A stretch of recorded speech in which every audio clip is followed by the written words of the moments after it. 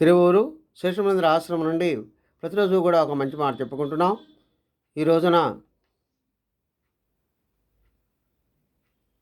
మా యొక్క తల్లిదండ్రులకు, గురువులకు, శ్రీకృష్ణ పరమాత్మకు నమస్కరిస్తూ శ్రీ భగవద్గీతలోని 6వ అధ్యాయం నుండి 37, 38, 39 యొక్క శ్లోకాల గురించి విశ్లేషణ ఇచ్చుకుందాం.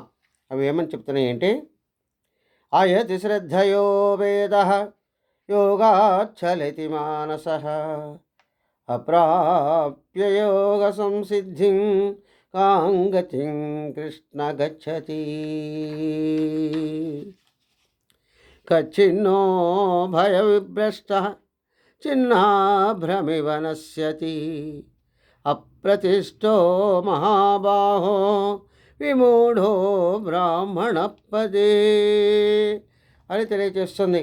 అంటే, ఓ శ్రీకృష్ణ, శాస్త్ర వాక్యముల మీద శ్రద్ధ ఉన్న మనోనిగ్రహం లేకపోవటం వల్ల మనస్సు చెలించి యోగము నుంచి జారిపోయినవాడు యోగసిద్ధిని అందుకోలేడు కదా. అలాంటి వాడి గతి ఏమవుతుంది? పరిస్థితి ఏమిటి?